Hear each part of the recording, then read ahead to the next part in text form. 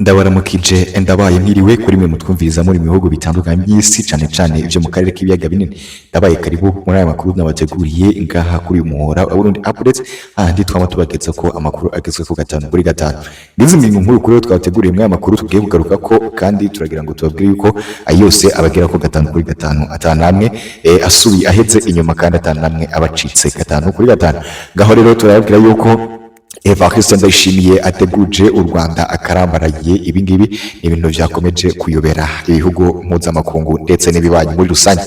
Kandi nga mu gihugu cy'u Burundi umuvugizi wa guverinoma ya leta y'u Burundi yakomeje kwagiza u Rwanda gushigikira umugwi w'abarwanyi bari ritabara nyuma yaho buhejeje guterwa canke se kugabwa ko igitero n'uyu mugwi w'abari ritabara ugahitana abasirikari bagera muri 80 w'igisoda cy'u Burundi, bakabambura ndetse ibikoresho cyane se ibirwanisho by'abasirikare b'igihugu, kandi bakoresha mu buryo butemewe. Ibingibi rero bikaba byagarutswe ko nyuma y'uruhombo rukomeye cyane igihugu cy'u Burundi cyagize inyuma yo kubura intwaro cyangwa se ibigwanisho abo basirikare 80 bari bafise ngaha mu gihugu cyangwa se muri iyi mirwano yahuje uyu mugwi wa ritabara n'abasirikare ba gihugu cy'u Burundi. Ibingibi rero turaza kubigaruka ko muri amakuru twabateguriye, kandi mwe muhari kugira ngo tuyabageze ko gatanu kuri gatanu. Mwese rero muri ko muratumviriza murumva ni ibintu bikomeye cyane, ni inkuru zishushe kandi ni inkuru zimeze neza. Turababwira ko mwe mwese kugira ngo muze kuba mukomeze cyane se mubandanye uvyumviriza, kandi nta namwe abatambutse ko turagira ngo ibyo musabwa murabizi no gufyona sabone, commentaire, share n'ibindi bitandukanye kugira ngo amakuru yacu aje arakugeraho. Turababwira yuko rero mwese muri ko muratwumviriza nga muri mu bihugu bitandukanye, turabaramukije kandi twabahaye ikaze. Namwiriwe kuri mwese muri ko muratwumviriza muri mu bihugu bitandukanye by'isi cyane cyane byo mu karere k'ibiyaga binini. Ndabahaye ikaze rero muri ngaha mu gihugu cy'u Burundi, mwe muri mu ntara ya Cibitoke, mu ntara ya Ngozi, mu ntara ya Ruyigi, Makamba, Muramvya, Ururi, Mwaro, Gitega, Cankuzo. Mwese mwe kutwumviriza muri Bujumbura, tubahaye ikaze mu makuru twabateguriye. Mweke twongere tumanukire cyane i Dar es Salaam hariya muri Tanzania. Mwese turabahaye karibu. Reke twongere tumanukire ngariya i Congo Brazzaville, tubahaye karibu mu makuru twabateguriye. Mwese mwe kutwumviriza muri hari Goma, Bukavu, Kinshasa. Mwese mwe kutwumviriza Uvira, mwese mwe kutwumviriza Imurenge, mwese mwe muri ko muranyumviriza muri ngaho muri Kivu y'Amajyepfo na Kivu y'Amajyaruguru, iyo ngiyo ni Republic Democratic of Congo, ndetse namwe muri kunyumviriza muri Nairobi hariya muri Kenya. Mwese mwe kunyumviriza muri Uganda ari Kampala. Mwese mwe muri kunyumviriza rero muri ngaho mu gihugu cy'u Rwanda. Mwese mwe muri kutwumviriza rero muri ntara y'Iburengerazuba, Burasirazuba, Amajyepfo, Amajyaruguru. Turabahaye karibu, ndetse namwe muri ko muratwumviriza muri mu gisagara ca Kigali. Ikaze ku makuru twabateguriye. Reka ndabibutse yuko ari vyiza kuba wijeje gufyona sabone kugira ngo amakuru ajya kugera ko vyorosha atangora. Reka mbonere n'akajya kwibutsa yuko ari amakuru torezwa n'uruganda rwa Burundi Updates, ukayagezwa ko n'abamenyesha amakuru bakuru b'abahinga bakuru kandi bakuze cyane bakorera nga mu gihugu, bakayakugeza ko mu ngene utoroha handi mu makuru twabateguriye. Rero tubatubwira ngo tubamenyeshe yuko mugomba kurajya mumenyera ko aya makuru tuza tubageza ko ari yajyanye n'agateka kazina muntu, ubunyonyezi cyangwa se ubusuma n'isesagurwa ry'amatungo ya leta biba biriko biribonekeza nga mu bisata bitandukanye, yaba mu vya politike, ivy'ubuvuzi, ivy'uburezi, mu vy'umutekano ndetse n'ivya gisirikari muri rusange. Mwese rero mwabandanyije kutwumviriza kandi mwabandanyije gufyona sabone cyangwa se gukanda subscribe. Ibingibi nivyo tubamenyesha kandi tubabwira ko ari iby'ingenzi kandi ari iby'agaciro kuba uri umuhinga mukuru nawe ukaca urumviriza amakuru y'abahinga. Ibingibi bigufasha cyane kunguka ubwenge n'ubumenyi muri rusange. Mwese rero muri Cibitoke, mwese muri Ngozi, mwese muri Ruyigi, Makamba, Muramvya, Bururi, Mwaro, Gitega, Rumonge, Bujumbura n'izindi ntara zitandukanye nga mu gihugu cy'u Burundi. Tubaha ikaze cyane kandi ubasuhuza kuri mwese rero muri ko murakora ibishoboka byose kugira ngo uyu muhora cyangwa se iyi mbonesha kure igire ivyo ibageza ko, kandi mukakugurura kugira ngo mubashe kubona ivyo imbonesha kure ibageza ko. Aya n'amakuru rero tubageza ko umunsi kundi, isa ku yindi. Aya n'amakuru tuyabageza ko uko bukeye nuko bwije. Aya n'amakuru tubageza ko uko mubikeneye kandi nuko mubyifuza.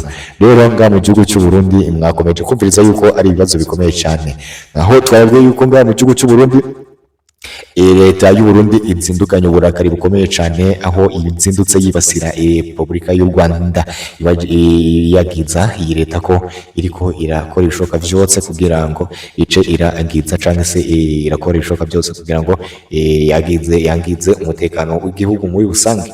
Ngizi ngo nkuru kuri twabwiye ko tugiye kugaruka ko mwidonido twabateguriye mwaya makuru turagira ngo tubabwiye yuko mu gitondo gikabije cy'uyu munsi guverinoma y'u Burundi iteguje guverinoma y'u Rwanda akarambaraye. Ese muri kwibaza ngo akarambaraye ni agaki? Muri kwibaza ngo akarambaraye ni iki?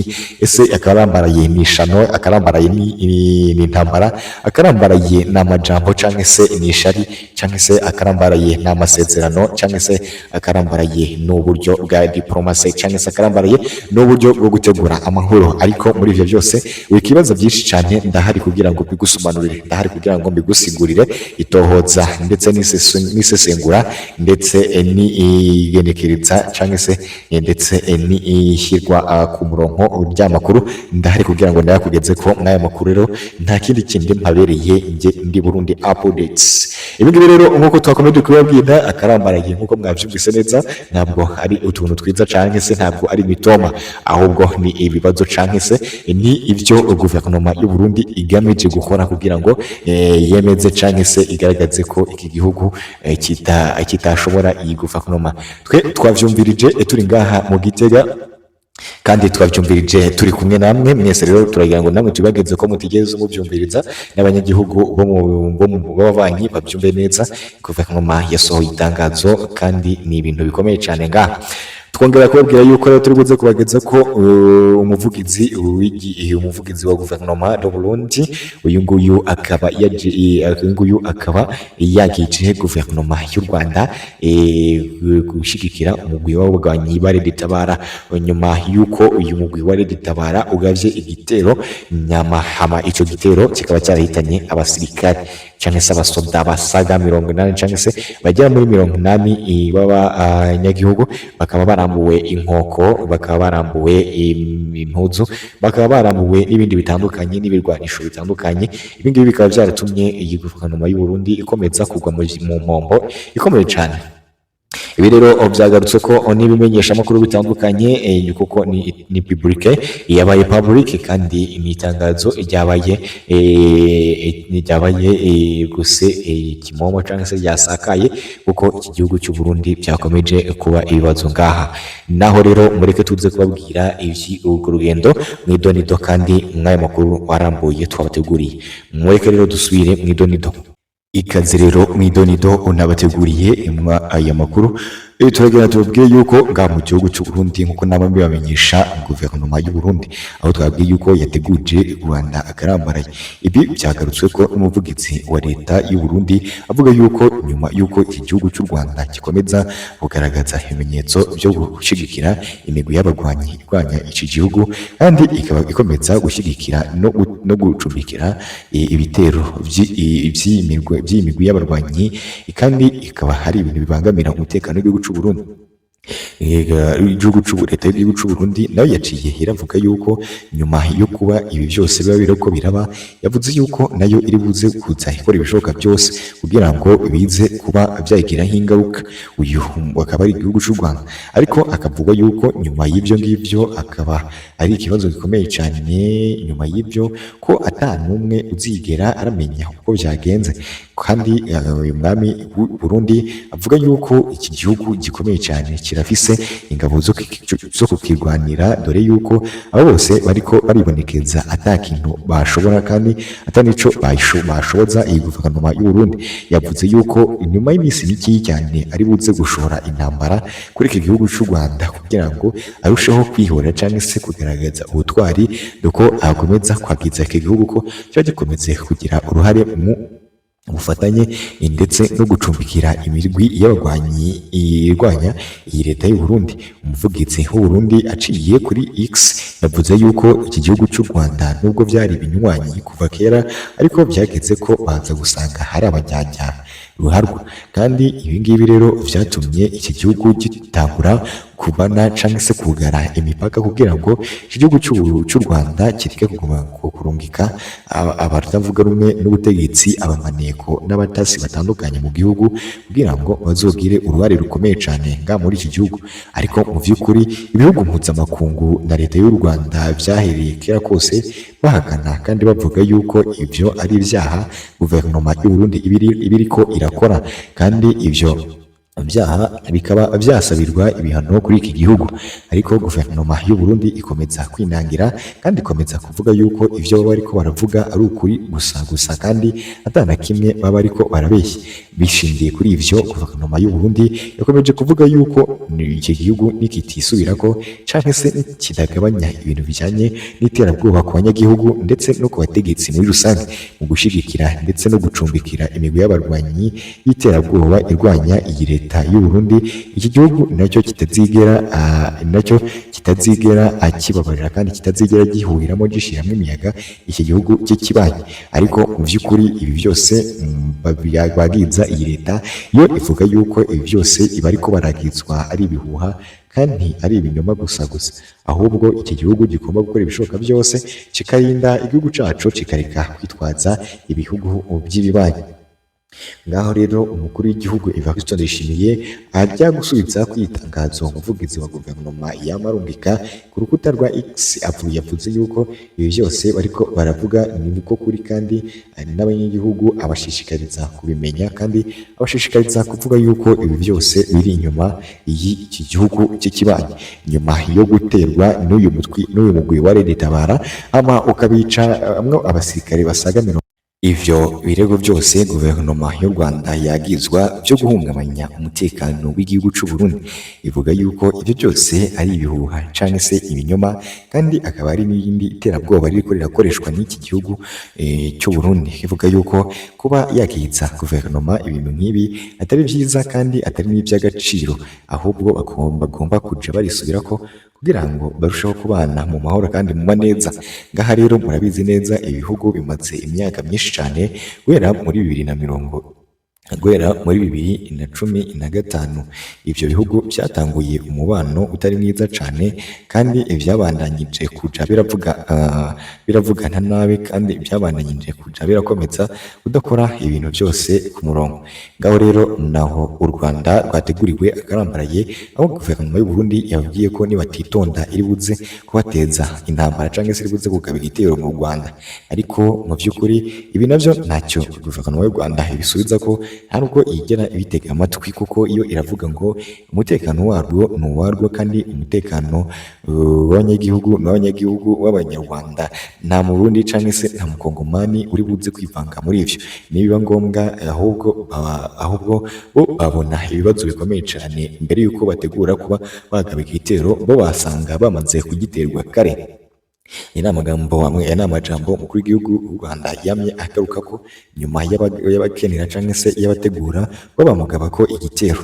Mureke rero dusubikire inkuru yacu ahubwo turebe aho n'ubundi iyi guverinoma yakomeje kubwira uyu mukuru w'igihugu kuri uyu wa gatandatu yakomeje kwagiza guverinoma y'u Rwanda gushyigikira umutwe wa Red Tabara. Hatangwa Red Tabara ifashwe mu mugongo n'u Rwanda, ngo Burundi bwagiza u Rwanda guha indaro canke se kubika ndetse abashatse gutembagaza umutekano w'igihugu, gutembagaza ubutegetsi n'umutekano muri ico gihugu mu mwaka w'ibihumbi 2015. Abategetsi b'u Burundi baguma basaba ko abagizwa ico caha batahukanwa mu Burundi bagashikirizwa ubutungane mu Burundi, kandi bwakiriza ubutegetsi bwa Perezida Kagame gufasha umuhari witwaje ibigwanisho kurwanya leta y'u Burundi Red Tabara. Red Tabara umaze gukora ibitero bitari bikeya uje uturuka mu biserukiro canke se mu biseruko vya Kongo, hariya u Rwanda rwagiye ruhakana ibi vyagirizo canke se ibi vyagirije byo gufata mu mugongo umuhari wa Red Tabara. Perezida Ndayishimiye ati turazi ko bashaka gukoresha Red Tabara mu gutera u Burundi nka kurya bariko barakoresha M23 muri Repubulika Iharanira Demokarasi Demokarasi ya Kongo. Aya ni amajambo y'umukuru w'igihugu Evariste Ndayishimiye yaciye yabandanyije abwira abamenyesha makuru, avuga yuko ibitero biheruka vy'umuhari wa Red Tabara mu Burundi mu mpera z'ukwezi kwa gatandatu aho ni kw'igenekerezo rya 28 Ndayishimiye kandi ararahira avuga yuko ivyo bitero byaba biri inyuma y'igihugu c'u Rwanda. Naho ngo ibitero Red Tabara rero kugaba mu mpera z'uku kwezi ivyo vyatumye ico gihugu gifata ingingo yo gupfunga imbibe zose gihana n'u Rwanda. Perezida Evariste Ndayishimiye kandi ararahira akarengwa ko adashobora cyangwa se atoshobora kwicarana ku meza y'ibiganiro n'umuhari wa Red Tabara. Agira ati ikibanza ca Red Tabara kiri imbere y'ubutungane, ntidushobora kuganira n'abicanyi. Ibitero biheruka by'umuhari wa Red Tabara mu Burundi mu mpera z'uku kwezi kwa gatandatu 2025 byahitanye abantu benshi cyane. Wawe Evariste Ndayishimiye akomeje kuvuga ivyo. Turabizi neza yuko imibare Red Tabara yatangaje ko bishe abantu abasirikari 80, akaba atamuseveri n'umwe waguye muri icyo gitero. We Evariste Ndayishimiye yavuze ko hahitanywe abantu 9, umupolisi umwe n'ibindi bitandukanye atabashije kubona. Ahavuye isanamu kuri social medias, insiguro y'isanamu ibitero biheruka by'umuhari wa Red Tabara mu Burundi mu mpera z'uku kwezi kwa gatandatu byahitanye abantu benshi cyane, usambura n'ingoro y'umugambwe uri ku butegetsi i Buringa ndetse muri komine ya Gihanga y'intara ya Bubanza, gukokeza ubwicanyi bushingiye ku moko no gukorana na FDLR. Mu minsi iheze General James Kabarebe ajejwe imigenderanire y'u Rwanda n'akarere yavuze yuko umukuru w'igihugu c'u Burundi yagirishije inama amwe mu moko y'abanyekongo, mu nkomoko y'abanyekongo abahamagarira kwica abo mu bwoko bw'abanyamulenge. Ibi Perezida Ndayishimiye avyamirira kure, agira ati umushikiranganji Kabarebe umuntu tuziranye azi n'ingene meze jewe, ariko kuza kunyambika ibara kurya nkurako agashambara birababaje. Urya ni umukenyero, ni ko bakora, barabanza bakakwambika iceyi bakakwerekana mu maso y'abantu ko uri igikoko, naho kugira ngo nibagutere abantu bazobifate nk'ibisanzwe. General James Kabarebe ari mu bategetsi b'u Rwanda bafitiwe ibihano na Leta Zunze Ubumwe za Amerika, imwagiriza kugira uruhara mu ntambara ziriko zirabera mu buseruko bwa Kongo. Naho ni Leta ya Kongo n'ibihugu bimwe vy'uburengero bw'isi bagiriza u Rwanda ko ari rwo rufatiye umurimo canke se inyeshamba M23 mu bihe vya vuba. U Rwanda ntirwabihakanye rweruye canke ngo ruvyemere, ariko ibingibi byose murabyumva neza cane n'amajambo umukuru w'igihugu Evariste Ndayishimiye yagarutse ko mu gukomeza kuba yagenza iki gihugu kuba akigira uruhare mu iterabwoba canke se mu mwiyangiriza ry'umutekano w'igihugu muri rusange. Mwese rero mwakomeje gutumviriza ngaho amakuru yacu aho ngaho amakuru yacu aho twama tuyasubikira. Turasuhuje kandi turabahaye ishimwe ko mwakomeje gutumviriza kuri mutumviriza mu bihugu bitandukanye by'isi, cane byo mu karere k'ibiyaga binini. Mwese muri ko muratwumviriza muri mu bisata bitandukanye bya politiki, iby'ubuvuzi n'ibindi bitandukanye. Ngaho rero mureke tubabwire ko mwese mwatumbirije, turabashimiye kandi turabakunze. Twishimiye ko mwakoze sabone kandi tubashishikariza ko ari byiza ko mwejeje gufyona sabone kugira ngo amakuru yacu agera kugera ku 5 kuri 5 kandi vyoroshe atangorane. Mwese rero mwabandanyije kutumviriza kandi mwabandanyije kugira ico mubikora ko turabashimira kandi turabakunda. Mukomeze gufyona sabone ko aya makuru kugira ngo ibi byose bibagire ko 5 kuri 5.